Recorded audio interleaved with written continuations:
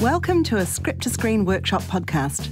Script to Screen is a charitable organisation developing the craft and culture of storytelling for the screen in Aotearoa, New Zealand. In May 2021, Script to Screen partnered with the Aotearoa Screen Publicists Collective to present the A-Z of Screen Publicity wānanga. The aim of the workshop was to show the many ways screen publicists can work alongside creatives to ensure their stories are discovered and watched by their target audiences. The sessions were recorded, and this is one of 10 that you can listen to. Each session has its own whakatauki befitting the theme of the discussion. Te toia, te haumatia. Nothing can be achieved without a plan, a workforce and a method. Welcome to EPK, BTS, OMG, a kōrero about smart strategies for getting all the materials for all media for all your publicity needs. In this session, publicist and founding member of the Aotearoa Screen Publicists Collective, Courtney Mayhew, speaks with photographer Kirsty Griffin, writer and director Todd, Karehana, and Selwyn Kumar, a social and digital producer at TVNZ. We've delved a little bit into materials already today, but we're going to get really into it with these amazing panellists. And what I'm going to do first of all is give you an overview of definitions so that when you do hear us talking about things such as EPK, you'll know what we're talking about. EPK is electronic press kit, not to be confused with your written materials.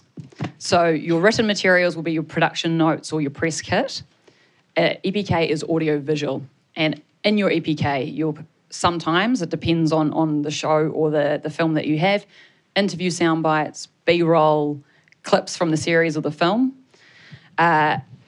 and from that EPK, featurettes can be made. So featurettes, of course, often have all three of those things within them. When I say B-roll, that is footage that someone on set has captured that is not, first of all, they are not filming the scene. Your main camera is doing that. There always has to be a crew member in there or a camera, otherwise it's not B-roll. B-roll is the capturing of the behind-the-scenes process, essentially. Press kit and production notes. So as I said, written materials, log lines, synopses. You may have a director's statement in there or producer's statement, and then often a background into how it was made. The EPK interviews that you did with your cast and crew, you've hopefully transcribed them, and you use those quotes and you pop them in your press kit and or production notes. Stills. So stills are taken by on-set photographer. And then if you have behind-the-scenes stills, those are candid images that your on-set photographer has taken. Gallery images. So if this is in character, this is usually for your key art. So marketing materials, poster, things like that. And that is often done as a setup shoot. Sometimes you can just do it on set. Sometimes you have it as a completely separate shoot on a seamless. Out of character gallery shoot can be helpful as well. Those things will be paired more with your publicity stories. Does that all make sense? Is there any ding-ding-dings? We're good? Sweet. Awesome. Right, I'm going to introduce our lovely panellists here. So we've got Todd here to my left. Todd is, you're a bit of a jack of all trades. Today in particular, we'll be talking about your experience of doing social media and behind-the-scenes gathering, but Todd's also a writer and director. Kirsty's a stills photographer and a filmmaker as well. I've been really lucky to work with Kirsty on a couple of films before. And then the lovely Selwyn, who is social and... what's the exact social producer? Social and digital producer at TVNZ, and very specifically has amazing insights into Shortland Street. So that's who we're going to be having a yarn with. All right, so I'm going to ask you guys first of all, who are the people in your job that you have to form your key relationships with? And Kirsty, I'm going to start with you. You start on a film, you're doing the stills photography. Kia ora, everybody. But first of all, really doing stills on set is a relationship between me and the cast. And if there's any problems there, it can be really, really difficult. But generally, it's pretty good. And so I deal mainly with the cast, of course, because I'm photographing them and and the producers. So that's pretty much it. I mean, as far as, but then there's all that, people you're jostling for space with, all the crew, so you have to have them on board as well. So, yeah, it's about being nice and kind. And Todd, what about yourself? Kia ora, everybody. Could I just start with a little bit about my journey to being in this space? So I studied as a director, and then I started working as a writer on a television series. And so I was on that TV series for a number of years, and that was the first production that I started to do social media on. And I think that that journey is really important because for me, understanding the materials that would connect with the audience was at a script level. It was about the characters, the character journey. It was about the themes in the show. And being a writer, I was privileged to be able to know that, So when I was collecting materials, it was coming from that point of view. And so for me, the most important relationships in doing that mahi was the producer, having the trust of the producer to allow me to, imagine different ideas, different materials that we could use to engage our audience.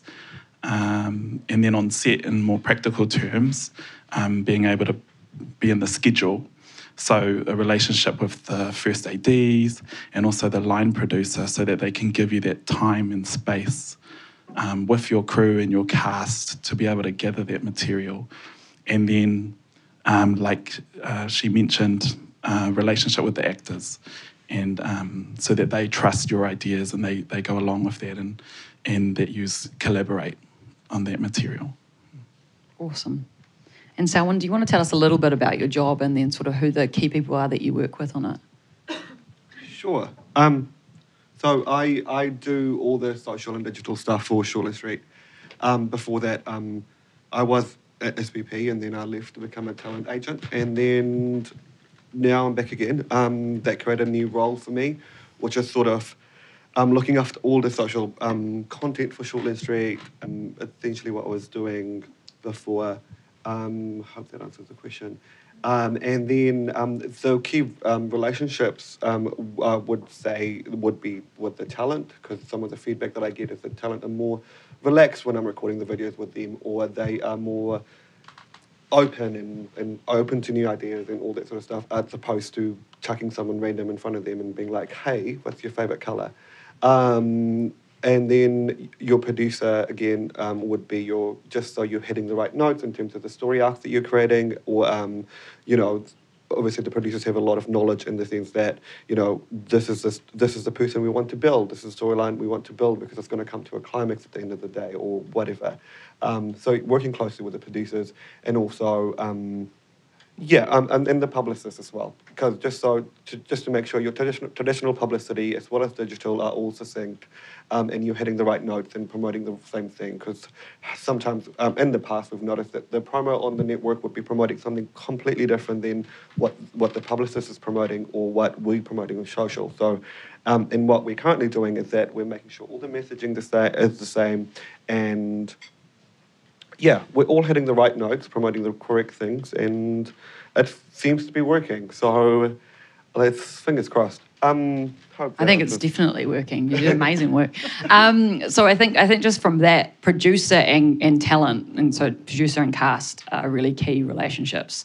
When you're gathering these kinds of materials, producer, a big reason for that is that if they are on board with you, then they will make sure everyone else is.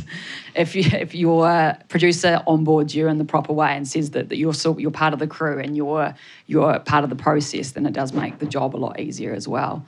I'm going to start with a question to Kirsty, because we both get it a little bit when we're working on a film, and it's, why don't you just use screenshots? Why does your job still exist? I know, people do say that to me sometimes, but have you ever tried to take a screenshot of a moving image? It's a little bit blurry.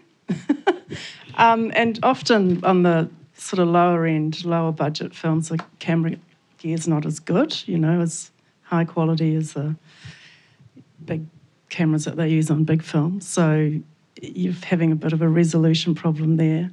And also you don't get any behind-the-scenes stuff, which is what people love to see, you know, that the relationships between the cast and the director and the crew and all the lights and all that stuff. But they don't, you can't get that on screen grabs. And also they're not graded till right to the end, so you've got this really flat image that you wouldn't want to put out. And like, imagine if your sales agent says, "Oh my gosh, we've got an opportunity to sell this at Berlin," and you're still shooting and you don't have any images. And I've seen that happen. So it is, it's miserable having someone like Kirsty. And, you know, I've made a few documentaries and submitting off to film festivals and things. They always want stills, and that's the first thing you're ever going to see. So it's got to be good, and it's got to represent the film quite stylistically, and the feel of it, and all that work that the costume designer and the DP and the director have all spent, months and months working out. You've got to kind of capture that as well, and that's sort of a big part of what I try and do, is be true to all the creatives that have got it to that point. And anyway, what was I saying? No, that's good. You got no. I've got something else to say about that. But so when you're filling in these forms to go to send off to various film festivals, they always say no screen grabs. Yeah. Have you noticed that? They always say that. Yeah. Screen grabs are unacceptable. So there you go. There you go. You're not going to get into Toronto with a screen grab. No. And to Kirsty's point, when she talks about representing the film, one of the reasons why I love to work with Kirsty, and it's something to look out for in a good stills photographer, is they leave they'll leave their ego at the door, and it's amazing because the best stills photographers represent the film as it is being shot, as opposed to putting their own imprint on it. And that's, I think, a really amazing skill, and I think you just seem to do it without even thinking. But if you're looking for a stills photographer, that was my biggest advice, is you might look at them and think all of their images are beautiful, but if they look the same across every single film that they've worked on, then they're not quite getting the kaupapa of the particular projects. But I just want to hit on the behind-the-scenes stuff, because obviously that is something that Kirsty's will be capturing. And Selwyn in particular, I'd love to know how valuable behind-the-scenes content is for you guys, and what kind of content do you use? So with the behind-the-scenes stuff, I've said, why not just post a cool promo that's on air? But with the promos, you're already preaching to the converted. Your audience is already convinced about the show. So the more diverse or exclusive your content is the better, because that's got an opportunity to bring in the audience, which is essentially what you want for a show that's been going on for 29 years. You need to be creative in the sense that, there's only so many times your cool character can do a better Q&A or whatnot. So, you need to think outside the box, be innovative, and the behind the scenes it's very important, and also it's an outlet to change audience perception. So, we've all had stories about the villains on the show being spat on, or their hair being pulled out or whatnot. So we sort of it's our way of humanizing their talent and saying, hey, this person's one of the nicest people you'll meet or whatnot, and then changing the narrative. From my perspective, behind this, a selfie is going to do you wonders on the internet as opposed to, in comparison to your really cool promo shot. Not to say that we don't need promos, but there needs to be a balance. And there's some great examples which I think we might touch on later, in the sense that we've used social to change the narrative of certain characters and all of that. Does that answer the question? Sorry. Yeah, that's great. And if you want to talk about those examples that you had spoken to me about, like Jaden, for example, where you used it to change the narrative. So Jaden Daniels, who played Curtis on Shortland Street, when he started, I was actually looking back at some of the earlier on posts that we did, and he was hated on. And then when I met him, because I was straight out of drama school, he was one of the nicest people I've met in my life. So I was like, we can't have that. But so I was like, let's showcase you. And then we did that by doing content with loved characters at the time. It's a concept that we still use. And, did behind-the-scenes content with him, and we did a whole bunch of stuff. And now he's one of the most loved characters in Short Leisure history. So, not to say the storylines didn't help either, but it's a thing that it's something that you work closely with the producers, and that it's just being succinct with all your messaging, one of the earlier examples was a character that started and she was being hated on, and then I just put her in front of the camera and said, "Hey, give me your whatever," just a quick Q&A, just to showcase that there's a person behind the people that you're mocking or saying go kill yourselves or whatever. This person has feelings, so humanizing your talent helps. For me, it's quite important, and also it's a way to get new audiences, and also kind of keeping your current audience engaged, and hope that helps. Yeah, no, that's great. And it was kind of what Gemma and Kenny were talking about there being people behind this. And before, Todd, I want to ask about Aotearoa, and what kind of content did you prioritise, and what was it like being the writer and then capturing that content? What was the advantage of that? I really like what Selwyn just said about changing the narrative. The shows, the films that we're all making, we're trying to change people's minds, people's hearts. And so our work is, it has a socio-political impact. And so when I think about, how can I best approach this show that I'm working on, I try to really figure out what the soul of the show is and what is the messaging within the show, and kind of leveraging off that as a basis for materials. So a good example would be in Aotearoa, fashion and makeup was something that we were really, we knew that audiences, because it's targeted at a youth audience, we knew youth audiences are interested in fashion, makeup, music. And so we thought, okay, in order to meet them there, let's kind of lean on that. So we created Spotify playlists that kind of spoke to characters in the show. We created a unique playlist for each character, and we filled it with music that we thought that character would listen to, and also dropping in little hints of where that story might go. For instance, one character, Smooch, her ex-boyfriend passed away, and so we wanted to kind of put a song in the playlist that kind of hinted at that. And when the show first came out, people didn't know what that song represented, but as it rolled out, we posted that and said, this is what Smooch listens to when she thinks about her boyfriend that passed away. So I think getting really creative around how can you leverage audiences' behaviours, but also touch in with the themes of that show. And with Aotearoa, it is a lot about dealing with trauma in a healthy way, or confronting your own trauma and trying to work through it. And so for me, as a strategist, I think, okay, the playlist, the song, it's all feeding into that conversation that we're trying to have with the audience. And so what was the other part of your question? No, that's just about sort of what it was like as a writer and the things that you prioritised.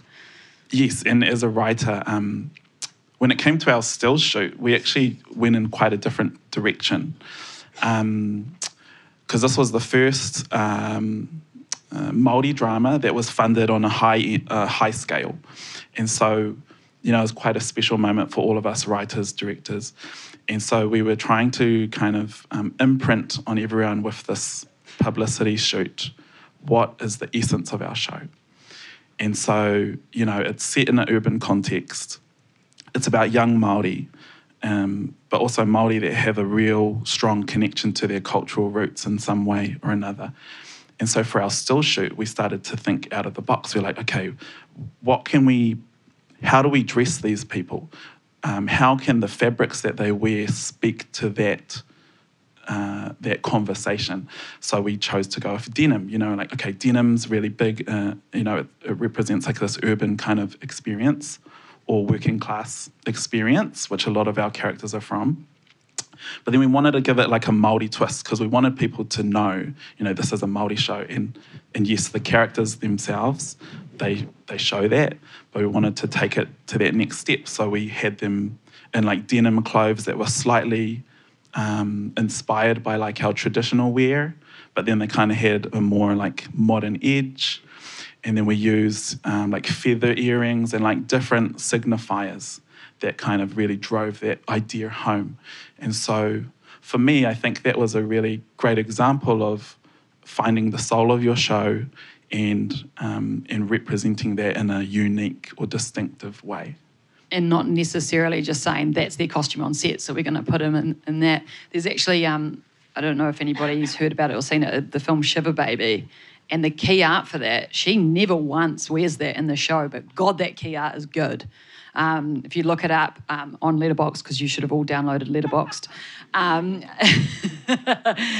it's something. It represents the vibe of the show as opposed to exactly what she's wearing in the scenes. Yeah, and I think it had a really good cut through.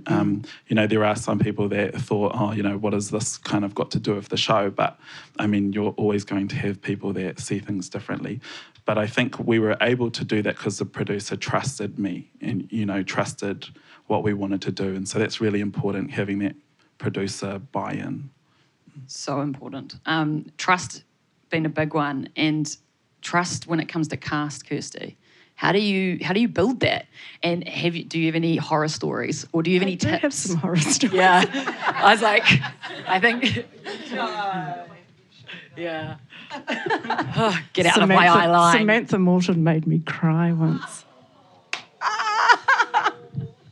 Sorry, I didn't cry in front of her. Oh, yeah, no, Samantha Morton wouldn't let me photograph her, and the only shots I could get of her was when she was blindfolded. So she's on the poster with a blindfold. So anyway. One of the things what did the producers say about you? You were like smoke? I think an actor said it. An actor, because this is like Kirsty will make herself invisible on set. You do not know she's great there. Being a middle-aged woman, I tell you. Oh, she must be someone's wife. Oh my gosh. But yeah, I mean, and again, the best still photographers I've ever worked with, they just have this amazing way of just seeping in. And then you look at the photos and you go, like, how? And again, that's just practice. And yeah. I always say, like, half of your job is your personality and the way you conduct yourself, and half of your job is your actual work and the photos that you take. Well, I think I'm lucky because I've been doing it for so long that I'm just kind of always there. So I know the crew. The crew are great, you have to educate the young ones every now and then, but the older ones are great, it's like they always make room. And the thing with my job, you need to know when to actually just walk away, because it's like, there's no point. And then as well, like getting the cast on board with what you're doing is only going to help in the promotion of it, because your biggest advocates outside of, you want to utilise your cast. You want to utilise them for interviews, but you also want to utilise them for their own social following. Selwyn, I was wondering, is there anything in particular that you think about or any kind of content that you've found talent like to post more? Do you think about that in terms of content and giving it to talent? Yeah, so when I came back to TVNZ, there was a lot of push where why aren't talent doing more content on their personal social channels? Or can we supply them promos or whatever to post in their channels? But so I left to become a talent agent for influencers and traditional talent. So that was one of my initiatives, to train actors into the social space. And what I found that is that once you get to know the talent and what they are likely to post, they are more likely to post the content that you give them. So, for example, Rebecca Randall plays Dawn on the show, if you ever watch the show. She's obviously got her brain pillars. So, I'd go, the cast photo that we did, I'd go behind the scenes with her. I'd create content that she's more likely to post on her channels, as opposed to, here's a really cool promotional shot from the cast photo. She's not going to post that.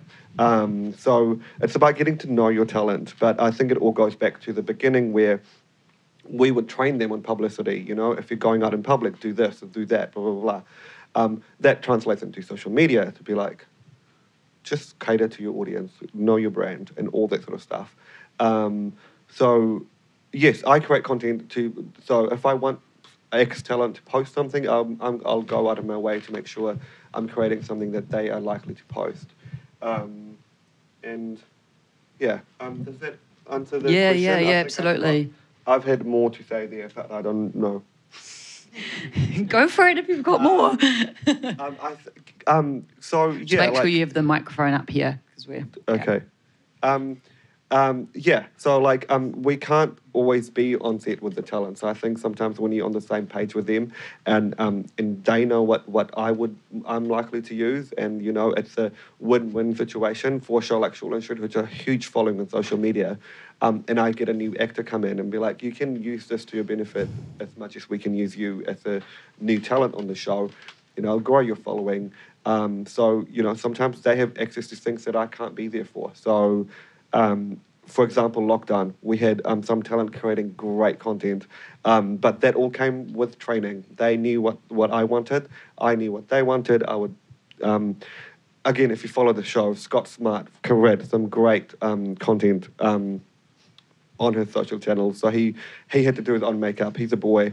So he did a really funny skit of Kim Kardashian doing her makeup. So it was hilarious.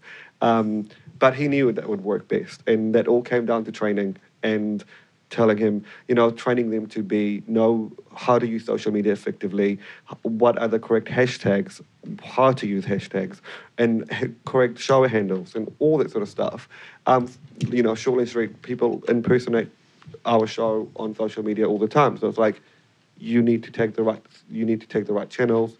You need to use so it all goes down to training and making sure that they are on the same page.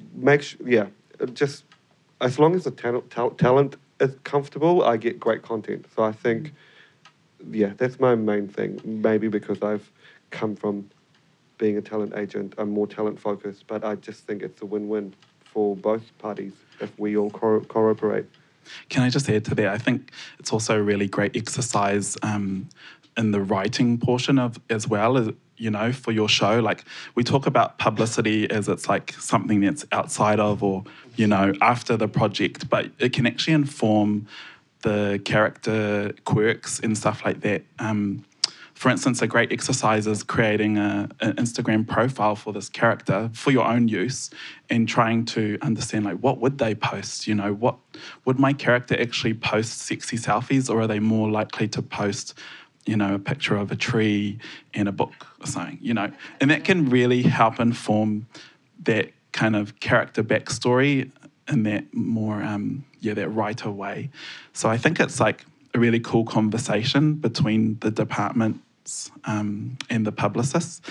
And also on top of that, just a little example that I had is sometimes you can put content out there and the actor doesn't like it. And you kind of, you know, been sent a message and they're like, take that down, I don't like it. In this instance, Hemi, he's a character in the show. He kind of meets a new wahine and they get hot and heavy real quick. And in the trailer or in one of the little sizzle reels, he kind of says this really sexy line. It's like, are you ready, baby? Or no. Ooh. Oh, is your watercress wet? Because I'm hungry, baby, or something, you know? Something really out there. And it blew up online. It was one of the main things that, you know, our audience commented back on these posts. And he messaged me and was like, Todd, you got to take that down. My girlfriend is being embarrassed. Like, every conversation that she's having is about this watercress line. I was like, you know, I didn't know what to do in this situation, because it's kind of good for the show because you're getting cut through. But then, you know, these are real people and they live real lives, and we have to think about the impact that we have on these real people's lives. In that instance, I just contacted the producer and he told him to just suck it up. So, I was lucky in that instance. I think it's something to consider, Yeah. How is your publicity working with people's lives? And I think as well, it's interesting as well, because we're in New Zealand, it's not typical for actors to have approvals and stuff, but elsewhere it really is. And it wasn't until I came back home that I worked on a project where I was like, oh my God, there's no actor approvals. Fuck yes. Because usually I would have to go through, an approval process with all of the publicity materials, with all of the cast. And that's a world that, we navigate quite a bit, unfortunately. But there's reasons behind that, and I understand why it is a thing. But I always leave some stills in that I know they're going to kill. Yeah. Because they love killing things. Just for the sake of it. It's like, kill. So you leave a 20 that you know they're going to kill. So, hopefully they get that out of their system. When you are in a situation where you have got a schedule in front of you and you've got a plan, there are certain sort of tricks of the trade that I'd love to hear your guys' thoughts on. For me, EPKs, you never do them on a day where a cast member's got heaps of dialogue. You never do it too early in the shoot. They have nothing to talk about. And often you try not do it right at the very end because they're very tired and they want to get the fuck out of there. And then you also never put your still shoot on a day where someone's got a scratch or their makeup is just like a little bit different and then you've got to pare it back. But Kirsty, when you're on a film and you have to plan the stills days or you have to do it in conjunction with myself, what do you look out for? Basically, I look for the key relationships that are within the film. Once you've read the script, you sort of work out the pairings, I suppose.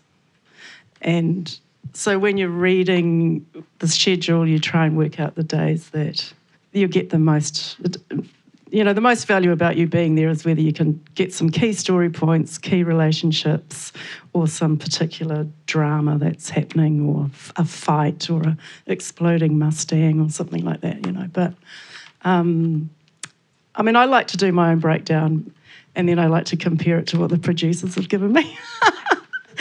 And then I talk to you about it. And so I think we were on the same track for that last one, weren't we? Yeah, because the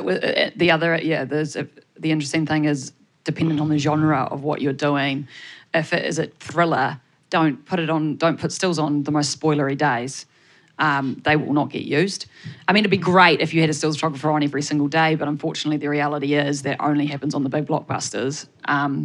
It's just about thinking about how they're going to get used. And then also TV series, think about the episodes and that you want to have stills from each episode. The other thing that you don't get from the script is because you're not in the meetings, you don't know the locations, so it's good to ring the locations person or the production designer and say, what do you reckon are the best days for me to come along when you're out at that location? Or, because you miss all the subtleties of all the time that's spent finding these beautiful locations and things like that. You just don't get them from the script so much. But the one we're doing at the moment is all studio, except for next week, so that's pretty easy.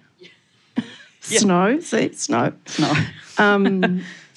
It was pretty much, just covering all the important scenes. Yeah, covering all the without the spoilers. Without the spoilers. Yeah. Selwyn and Todd, you both have told me stories previously about handling a character's death on social media. And I wanted to ask you both about that and how that played out. Selwyn, do you want to tell me about that one? For me, what I found, what surely is that if I know the character's story arc, so for example, R.I.P. Sarah Potts, if someone's about to die in 6 months or 3 months or whatever, I tend to use social media to build the love for that character. Similar thing that you do with, for example, your relationship. So your current loved characters on the show. So your Esther and Curtis, your Dawn and Marty, your whatever. It's about building their love and showcasing their chemistry. So you might just all of a sudden see a lot of show footage of that character or behind the scenes content with that person. I mean, part of the reason is I'm trying to utilise them whilst they're within contract, but also, you know, building their love so the impact that we want to have is there. So I personally, you know, I tend to just play with the audience emotions and do that just so we have that maximum impact, and we do go viral. It's all about going viral at the end of the day, but not really. But hey, Going viral. yeah. So I just toy with them a little bit personally. Yeah. Oh, yes. So in Aotearoa, we had a character that was a drug addict. And the actress is actually one of my good friends. And so I knew that she was going to die at a certain episode. And so I was like, okay, we need to like announce this death for all of the people that are watching on linear TV. And that's an interesting, you know, dynamic when you release on linear and also demand, and how, you know, the publicity is kind of different and needs to shift because of that. But yeah, so I knew she was going to die in like episode 7. And so I started creating this like kind of image, and it had like doves, and it had her picture in the middle, and it was kind of like in a vignette, kind of like a picture on a gravestone. And I was like, yes, this is perfect. And then the episode went to air, and then I was like, I know so many people are going to be so upset about her dying. Let's post it. So we posted it online, and it got a lot of cut through, but the unintended consequences, people thought the actress died. A lot of people didn't read the caption, and when we said, you know, Felicia, rest in peace, they thought it was that Laurie, the actress, died. And so that was an interesting experience. Definitely didn't see that coming. I'm so sorry for bringing it up, but I had to. Like I did say to Todd when he told me, can I bring that up? Because sometimes you just don't think about these things, and it's not until something like that happens, right? Yeah. And then it means that next time you go, all right, hold on. Are people going to think someone has died if I post this? Yeah, and then also, you know, people are like, spoiler alert, thanks for destroying like that episode for me. I haven't even watched it because it's not on demand yet. So it's like, oh, you know, you can plan and be strategic, but then there's just a little bit of like, you just never know, you know. Yeah, that's the tricky one, I think, with demand. Yeah. Something actually, Todd, that I wanted to ask you about is, what do you personally feel is the importance of having, whether it's the publicist or it's the person gathering materials on a show or a film that speaks to a certain community, whether it's cultural, whether, you know, it's any sort of other specific community? What's the importance of that person, at the very least, having a deep knowledge of it, or at best, living and breathing it?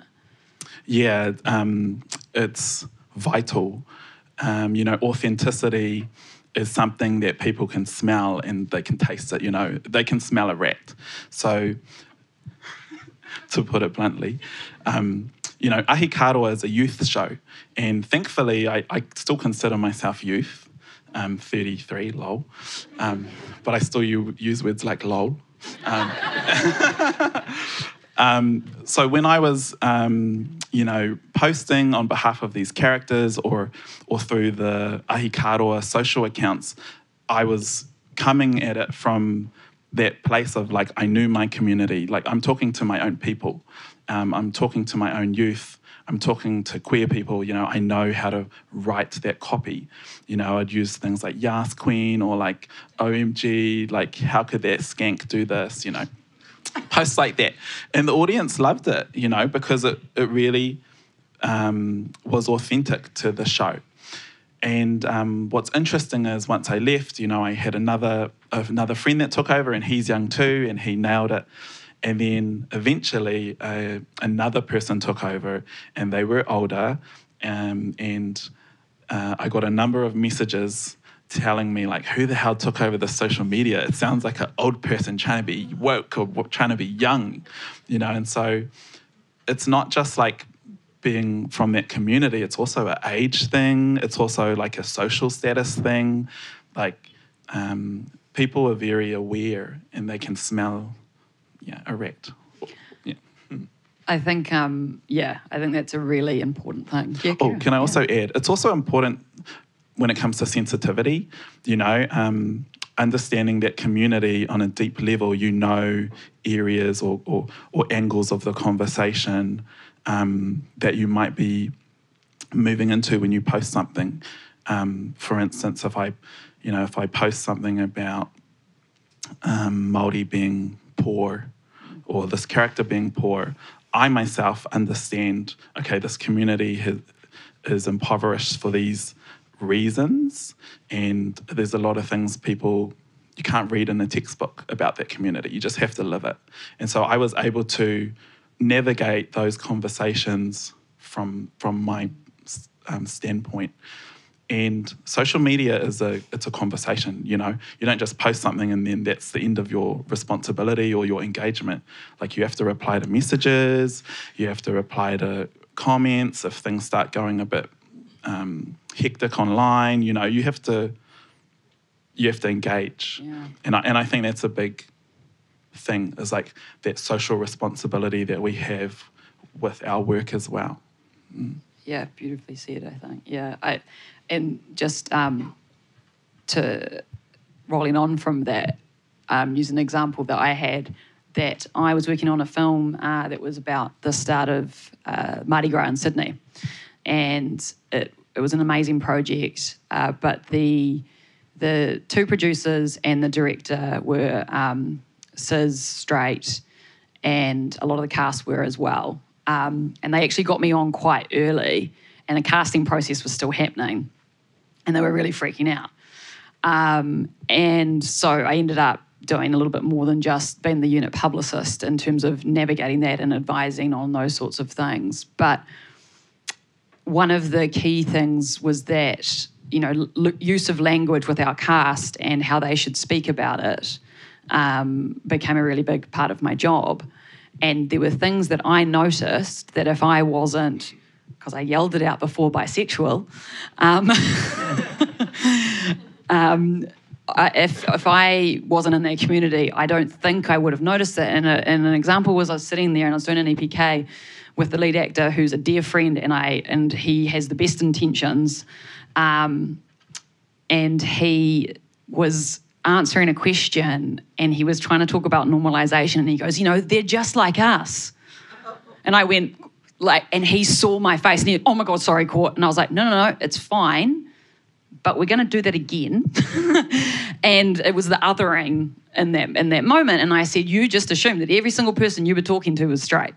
And it was only really because I was the actual person sitting there and him interviewing that we really picked up on that. And there were a lot of things across the show that happened that we would catch, and the team were amazing. So yeah, I think the importance of not just your creatives, but also the people who are helping you tell the story to the wider world have to have a knowledge. What was it? Yeah, so one of the other things I wanted to ask all three of you was whether you have seen great examples of the way materials have been used, or, certain, whether it's stills or featurettes or anything that you're like, that is awesome, and whether they're overseas examples or local examples. Kirst? I actually really liked Nomadland, how it was so simple and so sweet, and just, it was all unit stills, which I always really like it when they do that. I mean, they're just there, and I felt that, and there was some really great shots of Chloe and Francis interacting, and I think that kind of made the whole thing really personal, but... Just to follow that up, like the day after the Oscars, when Nomadland won Best Picture and Chloe had won Best Director and Frances had won Best Actress, we were putting out a newsletter to our million members who get our email. And I was like, we've already used an image of Nomadland in our last newsletter. And that exact photo of Frances is in the van and Chloe is looking at her, and Frances is just like putting her head on Chloe's forehead, and it's so beautiful. And it's one of those moments that as an editor you go, thank you for taking that photo and making it available to us. And you'd never get that on a screen grab. Truly. Yes. See? It's got a big reach. Selwyn, are there any that... I had a couple. So one of my favourite ones was the last season of Game of Thrones, where they got Amelia Clark, Mother of Dragons, to do a behind-the-scenes thing. So basically, I mean, and I brought it back to short lectures because sometimes when we're promoting things like the cliffhanger, we have to say things without saying things. So we can't give away any spoilers and everything's under wraps. So she did a really great job of going around the studio and be like, shh, we can't see this, or blah, blah, blah. But also creating the hype at the same time, which I really loved. And also something, and, you know, Ned Stark, and another classic example of building your character to become this thing and then killing them off.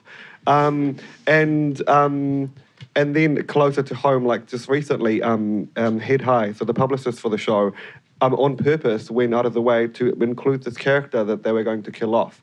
And all publicity materials, all social materials, just to have that maximum impact. And it really worked.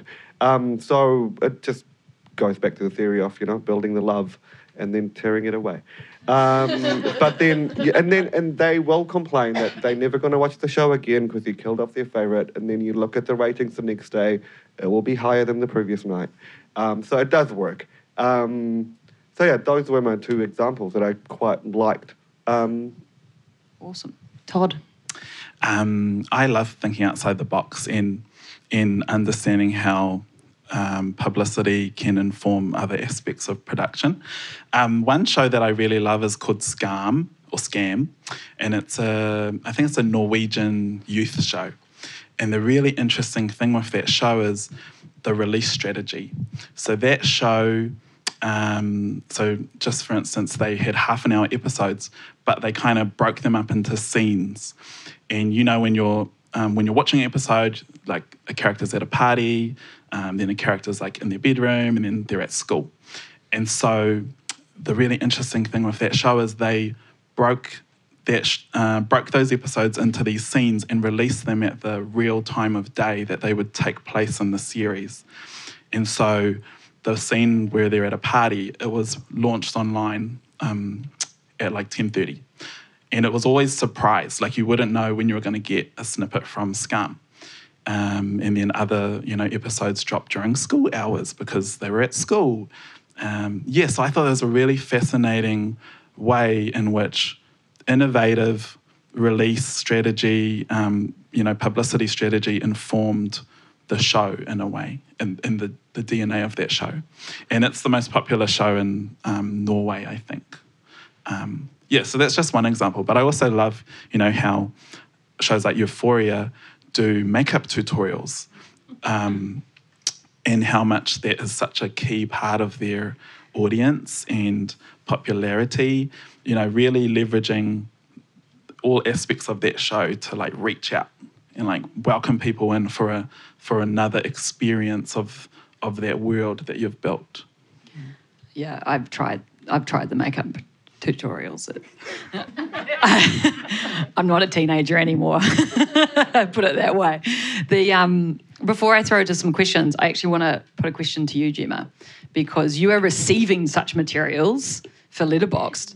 What is best practice or worst practice, e.g. no back of actors' heads? Oh yeah, no back of actors' heads. One of my favourite least faves would be, and Kirsty, I'd be interested to hear from you on this, would be still photographs from set of key talent or a key moment in the film or show that clearly have been graded by the director or the director of photography to look exactly how they want that image to look.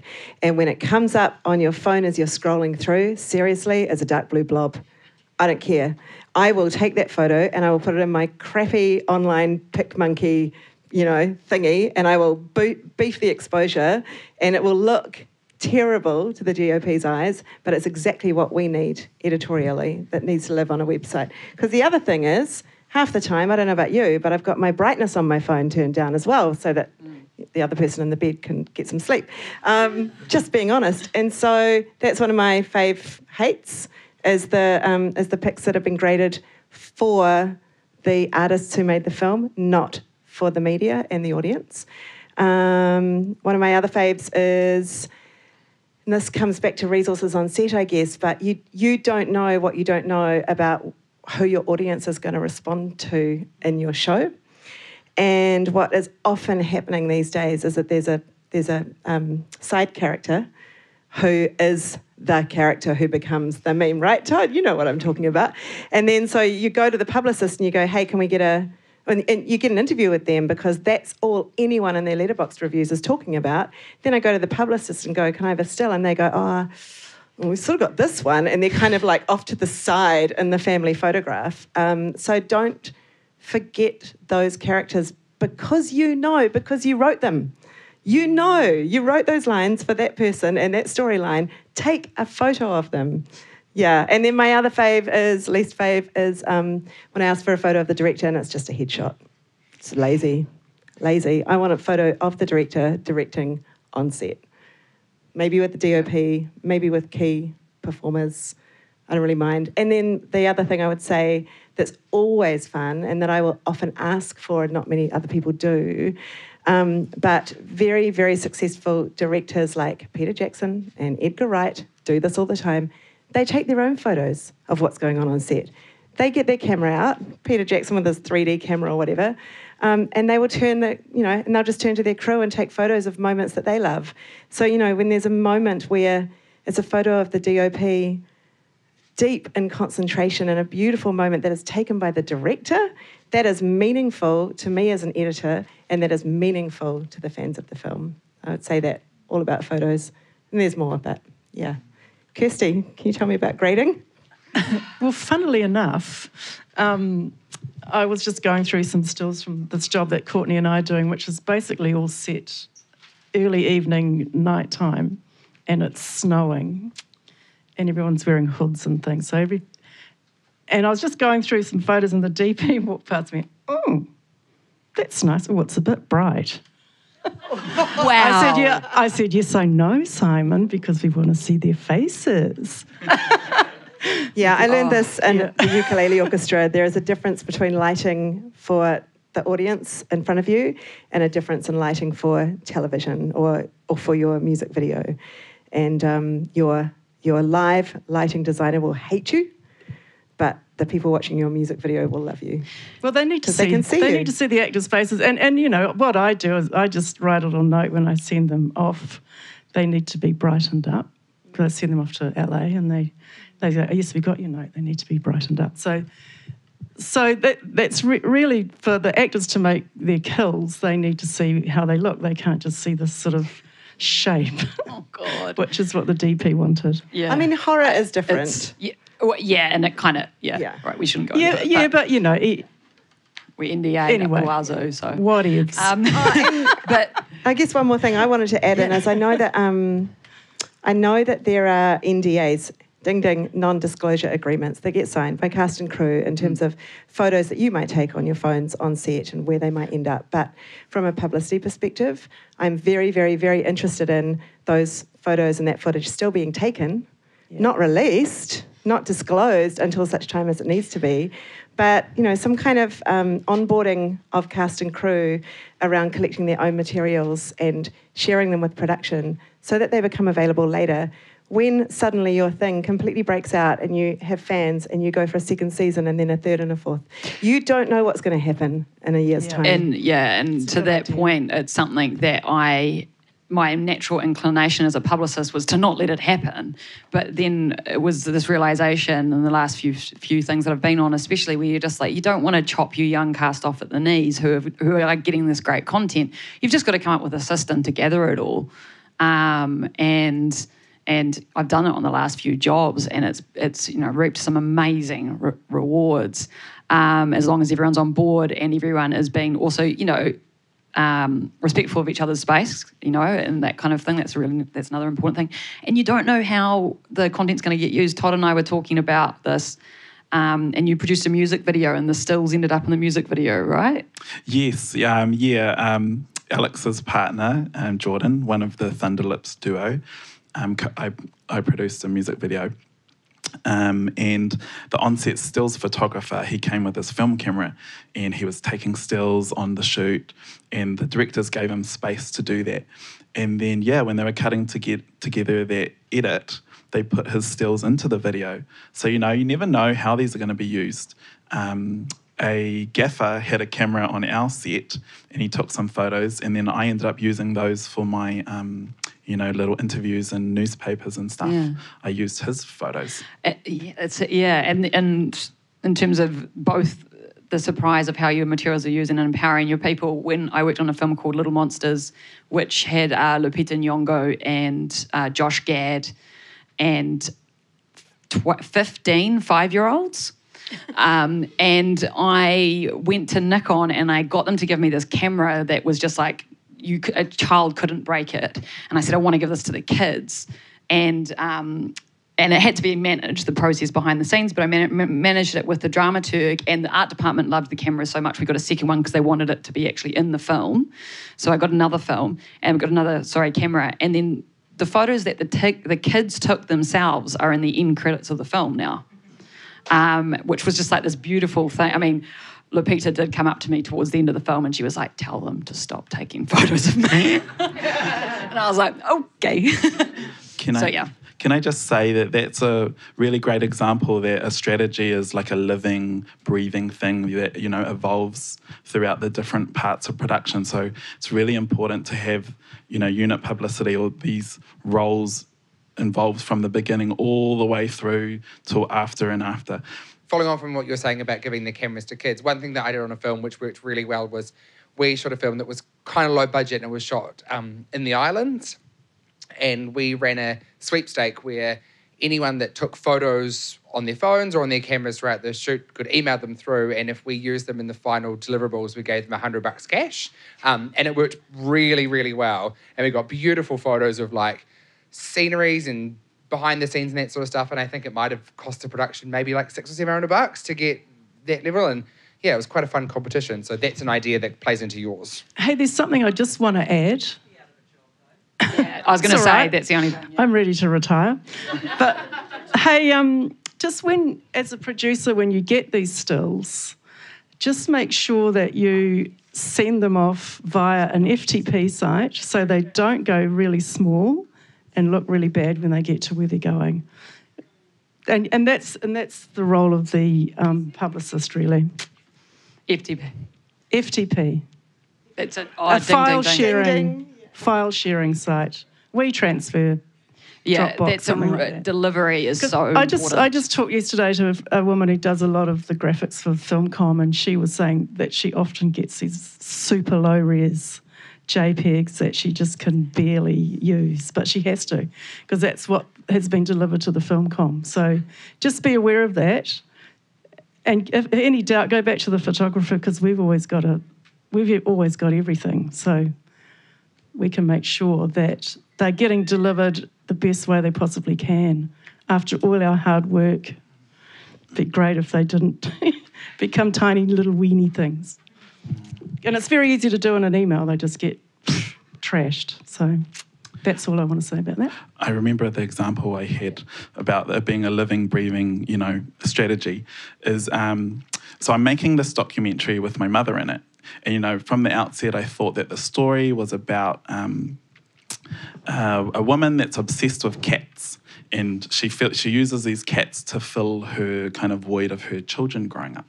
And so I was always like, okay, that's what the strategy is going to be surrounding, I'm going to have like cats being petted and like videos and stuff.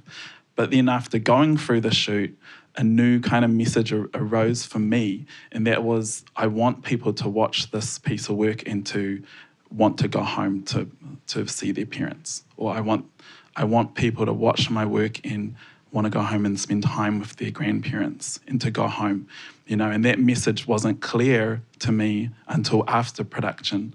And so I think being open to new ideas coming up as you continue through the production phases. Would you have to create more content if it's dropped at once because you have to keep the audience engaged longer? I imagine you'd do episodic, wouldn't you? From my point of view, it's not about how it's released in terms of how much content you have. you still would need the same amount of content because you still want to engage at different points along that story. But yeah. I was on a show, not Aotearoa, a different show, and we had to create a social media plan, and that was like 3 to 5 months. And so, you know, part of that was looking at like, oh, you know, Waitangi Day is coming up. We should create something specifically from the realm of the show to post on Waitangi Day and leverage that. And so I've only ever worked on shows that have been released on linear and at the same time on demand. But yeah, we just created as much material as possible because you never know which ones you're actually going to use, because you might think, oh, this is appropriate. And then as you watch the conversation change online or come the conversation come out online, you're like, oh, actually that's not appropriate for how this show's being received or what people are talking about now. The A-Z of Publicity workshop podcasts are proudly supported by New Zealand On Air's Industry Development Fund, the US Embassy, and Images and Sound. Music for the podcast was provided by Poddington Bear, whakatoki by Lalena Fe'onati, and voiceover by Gemma Gracewood. Kia ora.